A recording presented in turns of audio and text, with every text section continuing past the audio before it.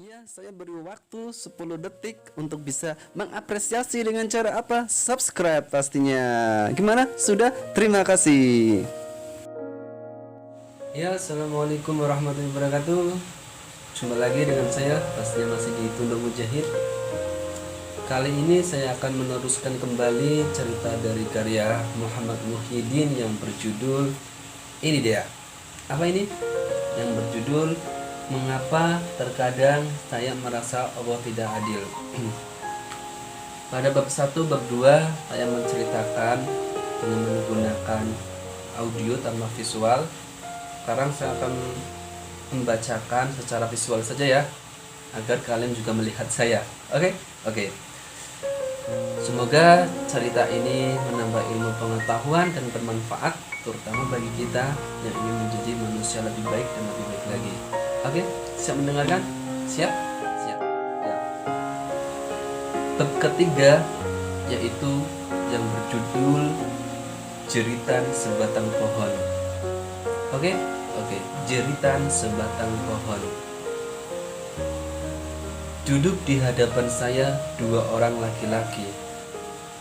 Yang satu mahasiswa, sedang satunya seorang suami. Kepada mereka berdua saya bertanya. Saya di sini berarti Muhammad Muhyiddin ya.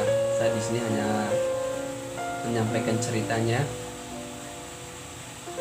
Ada sebatang pohon kelapa, sebatang pohon cemara, sebatang pohon mangga, sebatang pohon jambu, dan sebatang pohon rambutan. Mana dari semua pohon tersebut yang paling baik? Nah, kalian bisa tulis di kolom komentar dari pohon-pohon yang disebutkan tadi. Menurut kalian, mana sih pohon yang terbaik? Pastinya disertai dengan alasan. Oke. Sang mahasiswa menjawab, pohon rambutan. Sang suami menjawab, pohon kelapa dong. Nah, disadari atau tidak, disadari atau tidak, kebanyakan dari kita seringkali berpikir seperti sang mahasiswa dan sang suami. Sang mahasiswa memilih pohon rambutan sebab baginya pohon tersebut menghasilkan buah yang enak untuk dimakan. Masuk akal, pohon rambutan memang enak untuk dimakan. Sang suami berpikir, kenapa dia memilih pohon kelapa? Karena pohon kelapa banyak mengajarkan falsafah hidup. Berilmu ini berarti. Ya, pohon kelapa mengajarkan betapa batang, daun, pelepah hingga buahnya sama-sama bermanfaat bagi kehidupan manusia. Kita cerna terlebih dahulu. Pohon kelapa, daunnya, batangnya, pelepahnya bermanfaat bagi kehidupan manusia. Betul banget juga ya kan? Ya. Nah, untuk itu seharusnya manusia seperti pohon kelapa, yakni bisa memberi manfaat kepada sesama. Anda berhak memilih pohon mana yang Anda sukai. Akan tetapi waspadalah. Setiap pilihan memiliki resiko. Dan setiap resiko mendatangkan resiko yang baru. Perkataan ini atau pernyataan ini saya sangat setuju. Hal apapun ketika kita memilih, ya pastinya ada suatu resiko yang kita ambil. Nah, kita siap tidak dengan resiko tersebut. Dan resiko itu pasti di dalamnya akan menghasilkan suatu resiko baru juga. Nah, double resiko. Nah, tergantung bagaimana kita cara menyikapi hal itu. Ketika kamu yakin, ya sudah, melangkah saja. Ketika belum yakin, stop. Berhenti dulu. Oke. Setiap pilihan berarti mengesampingkan hal yang tidak dipilih dan menomorsatukan hal yang dipilihnya. Dan demikian itulah kebanyakan dari cara kita membandingkan orang lain, mendudukan orang lain, dan menilai orang lain. Banyak yang tidak sadar bahwa semua ciptaan Allah itu diciptakan sesuai dengan kadarnya masing-masing.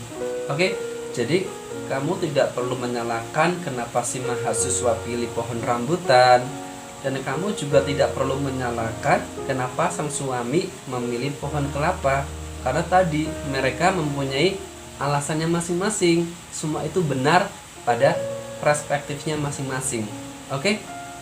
Jadi bagi kita para pendengar nih, ya tinggal mencerna saja, menurut kalian mana sih memang pohon yang memang berguna bagi kamu otomatis dan lingkungan sekitar kamu.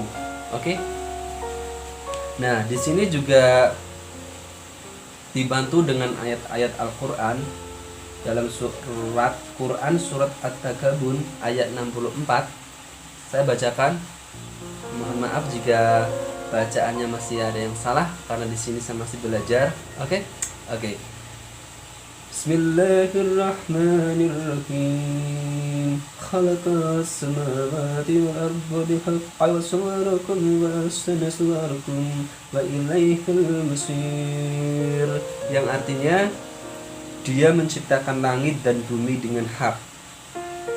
Dia membentuk rupamu dan dibaguskannya rupamu itu, dan hanya kepada Allah lah kembalimu.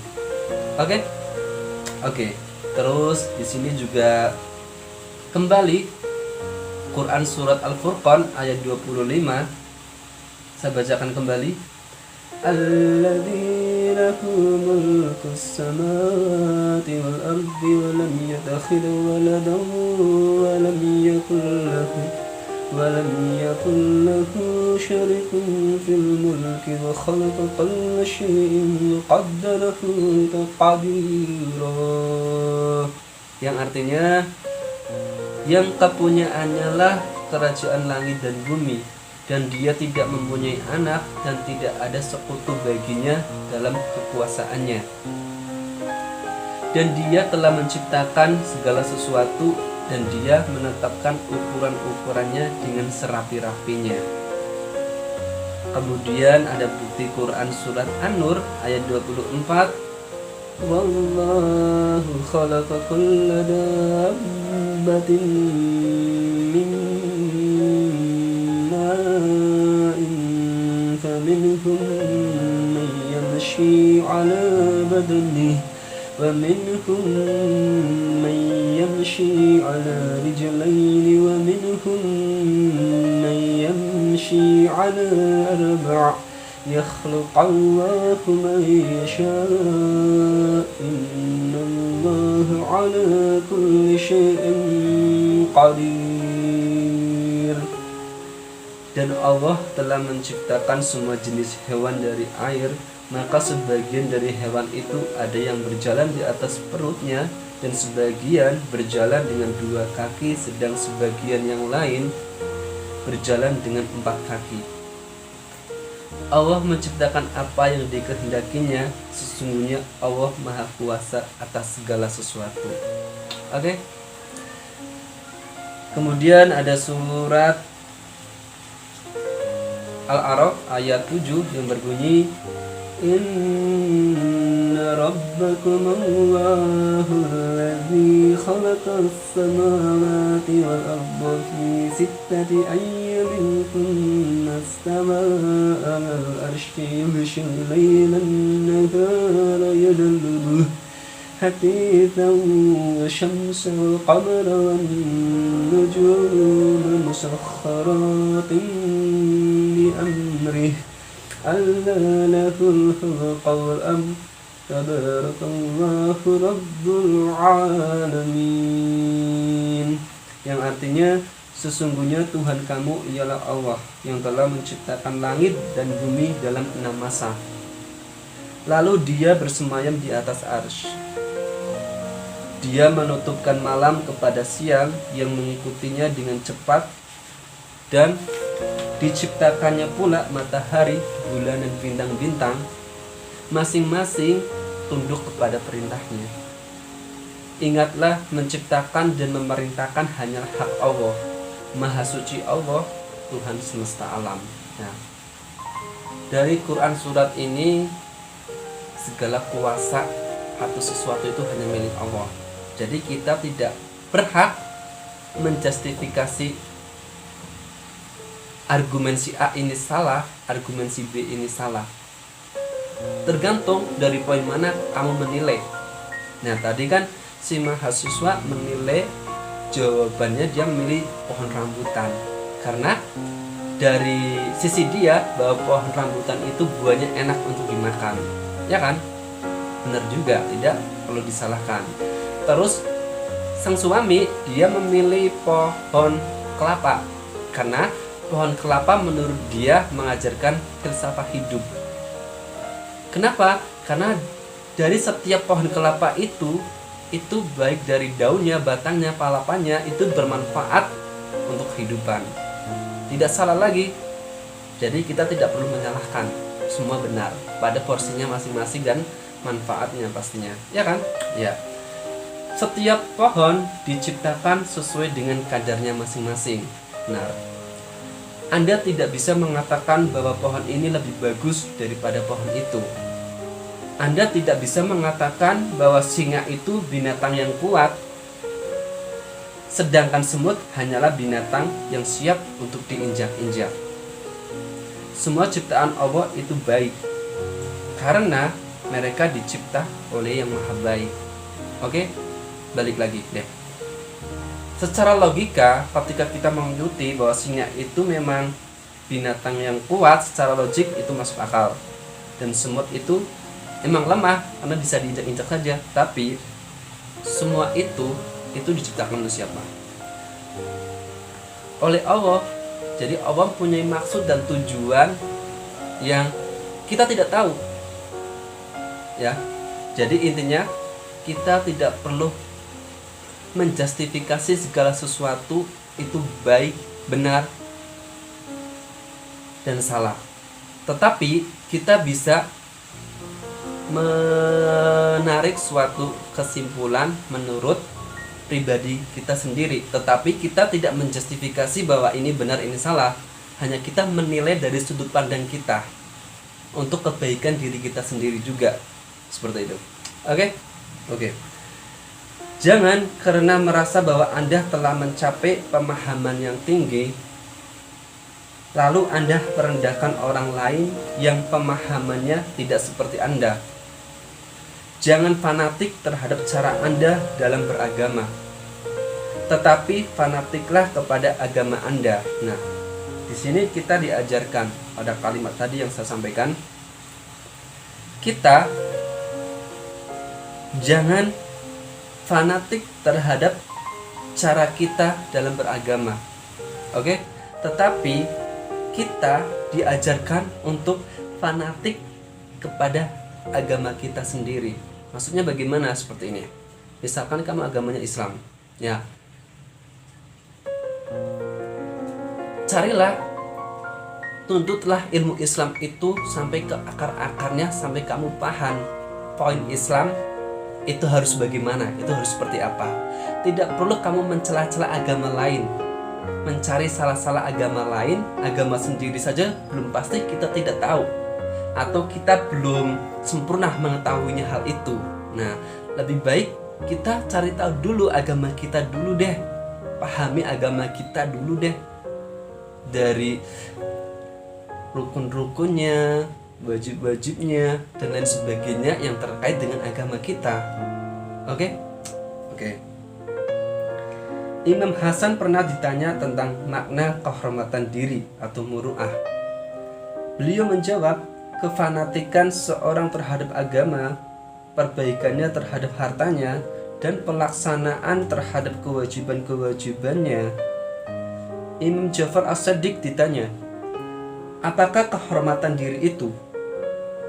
Imam menjawab, Allah SWT tidak melihat Anda berada pada hal-hal yang dilarangnya, dan Dia tidak kehilangan Anda pada hal-hal yang diperintahkannya. Oke. Sejarah sudah dilumuri oleh darah dan air mata. Oleh sebab pertentangan paham, ribuan bahkan jutaan orang sudah mati terbunuh oleh sebab perbedaan dan pertentangan.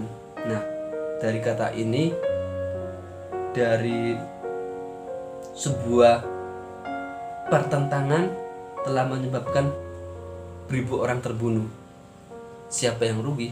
Kita pastinya.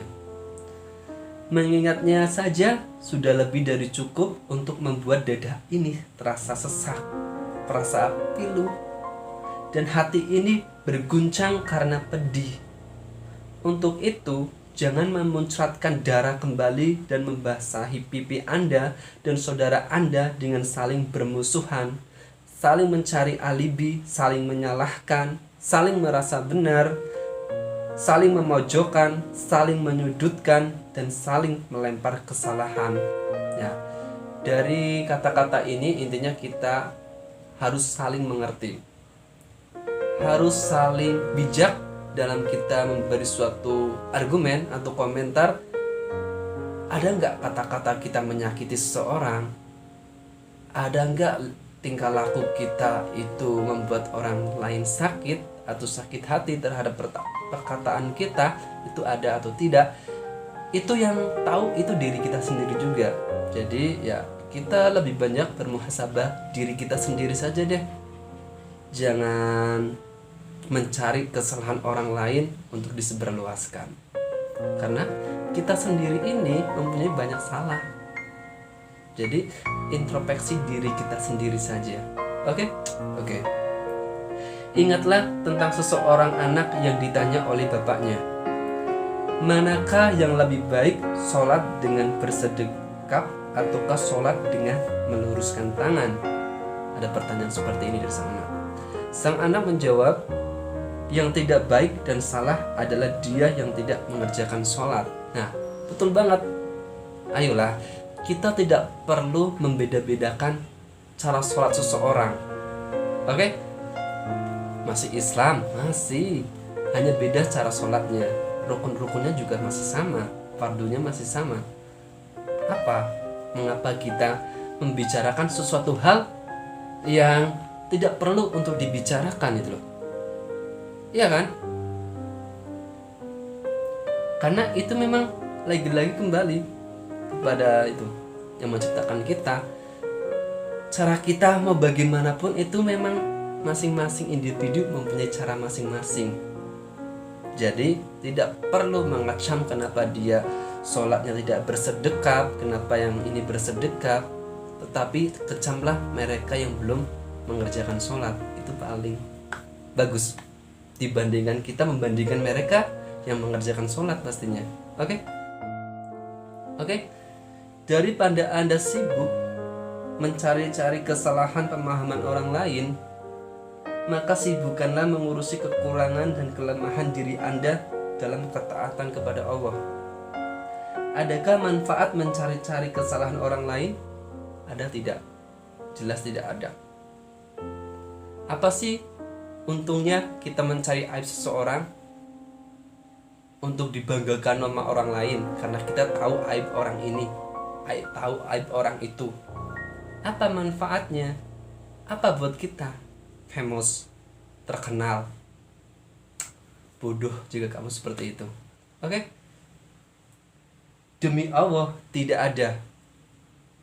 Tidak ada sama sekali. Oke? Sebaliknya, mudaratnya lah yang terkandung di dalamnya. Semakin sibuk Anda melucuti kesalahan orang lain, semakin besar mudarat yang Anda lakukan.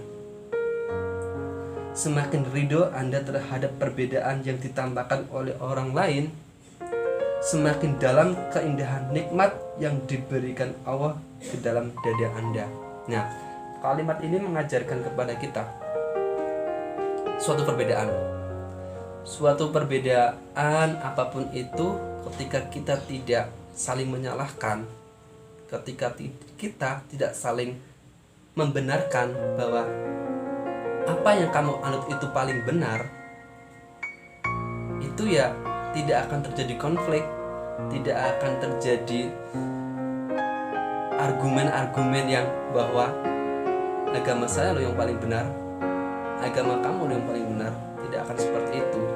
Justru kita akan saling mengayomi, saling mengerti bahwa memang agama dia seperti itu. Sudahlah, selama dia tidak mengganggu agama kita, ya sudah, kita fokus pada agama kita sendiri saja. Seperti itu. Berbeda-beda tetap satu, Bhinneka Tunggal Ika. Oke? Nah, toh hanya di sisi Allah jualah kebenaran yang sejati, dan hanya dialah satu-satunya yang maha benar. Tuh, di sini jelaskan banget, hanya Allah yang maha benar. Kita tidak perlu deh menjustifikasi orang itu salah, kita menjustifikasi diri kita benar. Oke? Terhadap kebenaran mutlak, manusia hanya bisa mencari dan menggali. Maka cari dan galilah lebih dalam lagi. Cari dan galilah di tengah-tengah adanya perbedaan tadi, tanpa harus mengusik perbedaan itu sendiri. Oke?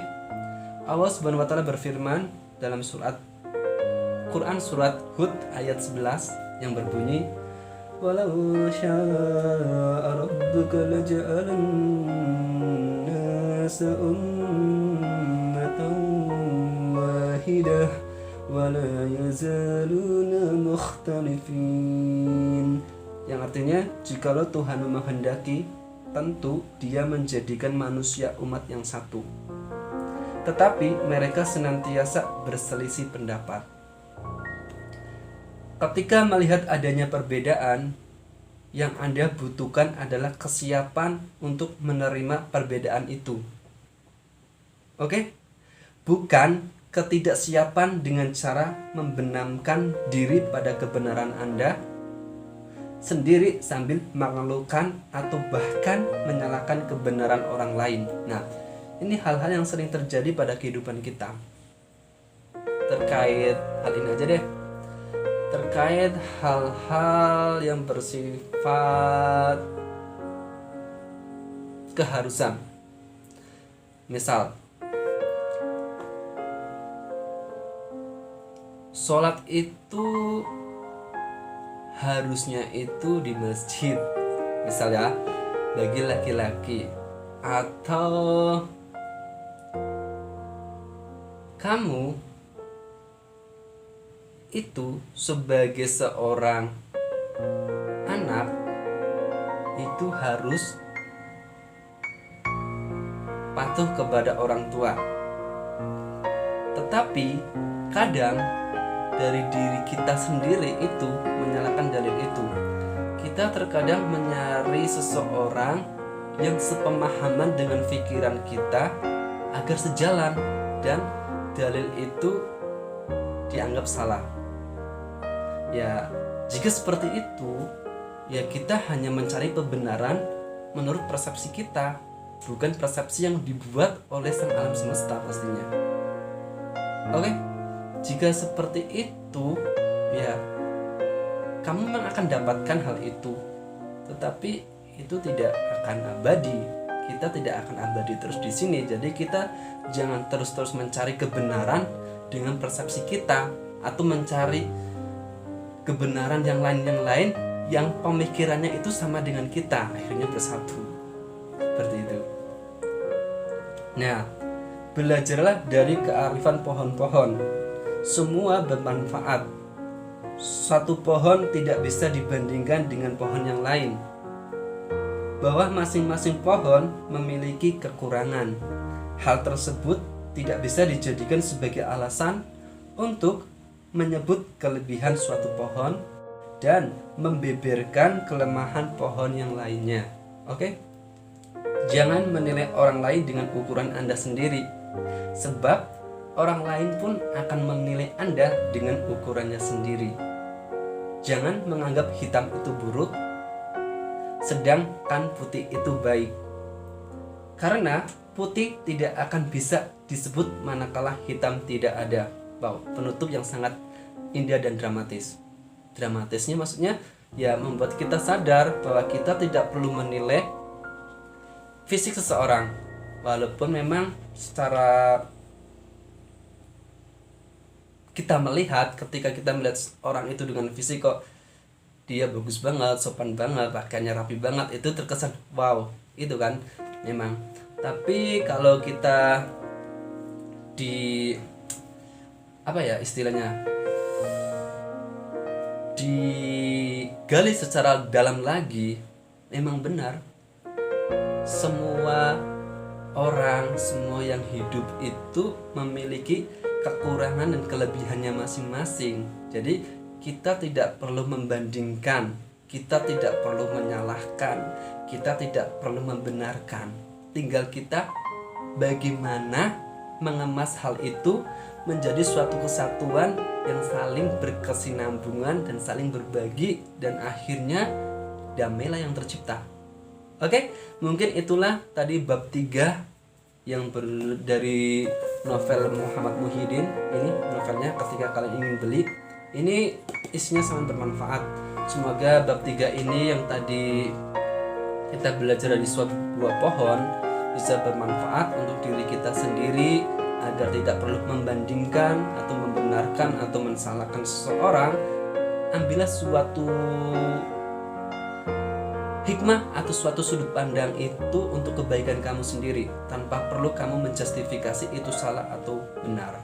Oke, mungkin sampai sini dulu sebelum saya pamit. Jika saya ada salah kata dalam mengucapkan, maaf. Saya di sini hanya manusia biasa yang tidak salah dari dosa dan khilaf. Oke, saya Tunda Mujahid pamit. Terima kasih. Wassalamualaikum warahmatullahi wabarakatuh.